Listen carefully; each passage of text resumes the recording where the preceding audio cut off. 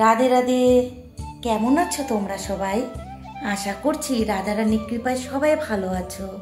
তোমাদেরকে স্বাগত জানিয়ে আমার আরেকটি নতুন ভিডিও শুরু করছি। আর গুরু গোবিন্দ বৈষ্ণবের চরণে দণ্ডবত জানিয়ে আজকের সৎসঙ্গ শুরু করছি। আর এই সৎসঙ্গে তোমরা সকলে পাশে থেকো আর এই সৎসঙ্গে যোগদান করো। রাধে রাধে। সকল সাধুগুরু বৈষ্ণবের চরণে দণ্ডবত জানিয়ে আজকের সৎসঙ্গ শুরু করছি। আর এই সৎসঙ্গ শুরু করার আগে আমরা একটু হরি নাম করে নেব।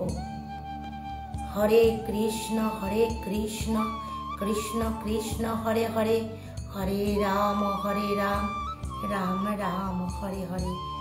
শ্রীমদ্ ভগবদ গীতা যথাযথ ২য় অধ্যায় সাংখ্য যোগ। আজ আমরা শ্রবণ করব শ্লোক ২০।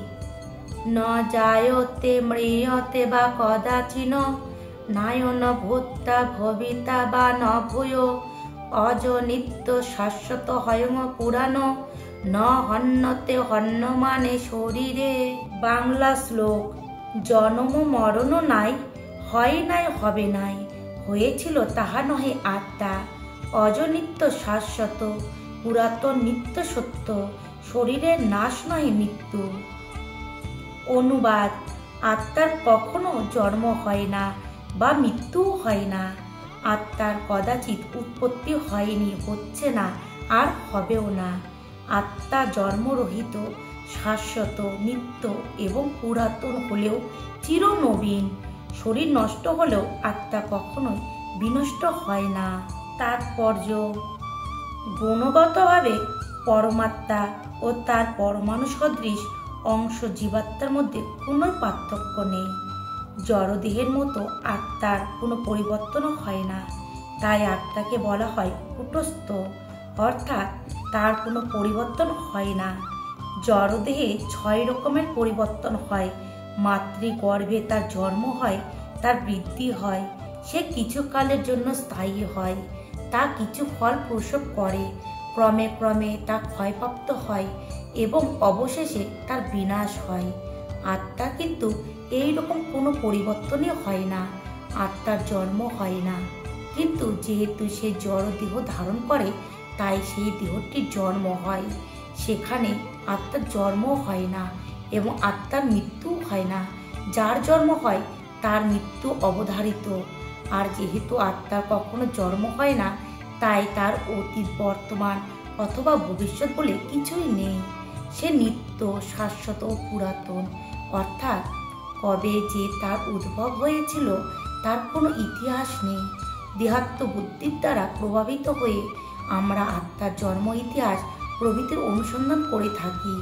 দেহের মতো আত্মা কখনোই জড়াগ্রস্ত হয় না।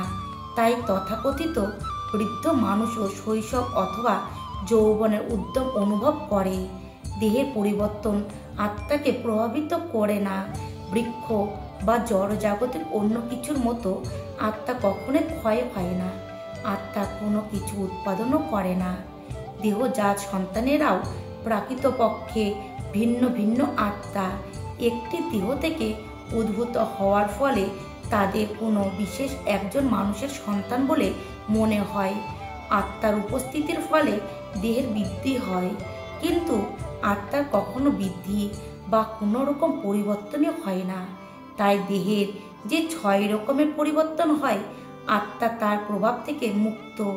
কঠোপনিষদেও আমরা একই ধরনের একটি উদ্ধৃতি পাই, যেখানে বলা হয়েছে ন জায়তে ম্রিয়তে বা বিপশ্চন্নায়ন, কুতশ্চিন্ন বভব কশ্চিত, অজ নিত্য শাশ্বত হয়ন পুরাণ, ন হন্যতে হন্যমানে শরীরে। এই শ্লোকটির অর্থ ও তাৎপর্য ভগবদ গীতার শ্লোকটির অনুরূপ। কেবল এই শ্লোকে বিপশ্চিত এই বিশেষ শব্দটি ব্যবহৃত হয়েছে, যার অর্থ জ্ঞানী অথবা জ্ঞানের সহিত। আত্মা পূর্ণ জ্ঞানময় অথবা সর্বদাই পূর্ণ চেতন, তাই চেতনায় আত্মার লক্ষণ। এমনকি আত্মাকে হৃদয়ের মধ্যে দেখা না গেলেও চেতনার প্রকাশের মধ্যে দিয়ে তার উপস্থিতি অনুভব করা যায়। অনেক সময় মেঘের জন্য অথবা অন্য কোনো কারণে আমরা সূর্যকে আকাশে দেখতে পাই না, কিন্তু সূর্যের আলো সর্বদাই সেখানে রয়েছে এবং তাই আমরা তখন সেটিকে দিনের বেলা বলে নিশ্চিত হই। ভোরের আকাশে যখনই একটু আলোর আভাস দেখতে পাওয়া যায় তখনই আমরা বুঝতে পারি যে আকাশে সূর্যের উদয় হয়েছে। ঠিক তেমনই মানুষই হোক বা পশুই হোক, কোনো চেতনার প্রকাশ হলেই আমরা তাদের মধ্যে আত্মার উপস্থিতি অনুভব করতে পারি। অবশ্য আত্মার চেতনা ও পরমাত্মার চেতনার মধ্যে পার্থক্য রয়েছে, কারণ পরমাত্মা হচ্ছেন সর্বজ্ঞ, ভূত ভবিষ্যৎ ও বর্তমান সম্বন্ধে সম্পূর্ণভাবে অবগত। স্বতন্ত্র জীবাত্মার চেতনা বিস্মৃতি প্রবণ। সে যখন তার প্রকৃত স্বরূপের কথা ভুলে যায় তখন সে শ্রীকৃষ্ণের পরম উপদেশ থেকে শিক্ষা ও জ্ঞানের আলোকপ্রাপ্ত হয়। কিন্তু শ্রীকৃষ্ণ বিস্মরণশীল জীবের মতো নন। যদি তাই হতো তাহলে শ্রীকৃষ্ণের ভগবদ্গীতার শিক্ষা অর্থহীন হয়ে পড়ত। আত্মা দুই রকমের, অনু আত্মা ও পরমাত্মা বা বিভু আত্মা। কঠোপনিষদেও তা প্রতিপন্ন করে বলা হয়েছে। পরমাত্মা ও জীবাত্মা উভয়ে বৃক্ষ সদৃশ জীবদেহের হৃদয়ে অবস্থিত, যিনি সব রকম জড় বাসনা ও সব রকম শোক থেকে মুক্ত হতে পেরেছেন। তিনি কেবল ভগবানের কৃপার ফলে আত্মার মহিমা উপলব্ধি করতে পারেন। ভগবানের শ্রীকৃষ্ণ পরমাত্মার উৎস, যা পরবর্তী অধ্যায়ে বিশদভাবে ব্যাখ্যা করা হবে। আর অর্জুন তার প্রকৃত স্বরূপ সম্পর্কে আত্মবিস্মৃত জীবাত্মা।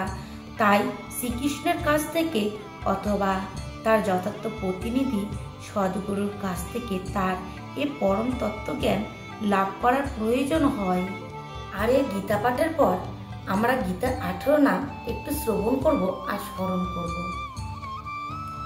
গঙ্গা, গীতা, সাবিত্রী, সীতা, সত্য, পতিব্রতা, ব্রহ্ম বলি, ব্রহ্ম বিদ্যা, ত্রিসন্ধ্যা, মুক্তি গেহিনী, অর্ধ মাত্রা, চিদানন্দা, ভগিনী, ভান্তি নাশিনী, বেদত্রয়ী, পরানন্দা, তত্ত্ব জ্ঞান মঞ্জুরি। এই পূর্ণ নামাবলী নিত্য স্থিরচিত্ত জপে যে নিত্য জ্ঞান সিদ্ধি অন্তে মোক্ষপথ পাই। আজকে গীতা পাঠ আমি এখানে বিশ্রাম রাখছি। সাধু সঙ্গ সর্বশাস্ত্রে কয়, লও মাত্র সাধু সঙ্গ সর্বসিদ্ধি হয়। এই মতন সাধু সঙ্গ করুন আর কৃষ্ণ কথা শ্রবণ করুন আর বদন ভরে হরি হরি হরি বল, হরি বল, হরি বল। আমার এই গীতা পাঠে যদি কোনো ভুল ত্রুটি হয়, কোনো রসবাস হয়ে থাকে, কৃপা করে সাধুগণ, জ্ঞানীগণ, বৈষ্ণবগণ, ভক্তগণ সকলেই ক্ষমা মার্জনা করবেন। আজকের সৎসঙ্গ এখানে বিশ্রাম রাখছি। আপনারা সবাই ভালো থাকবেন আর কৃপা রাখবেন এই অধর্মের প্রতি, আর এইভাবে আমার পাশে থাকবেন। রাধে রাধে।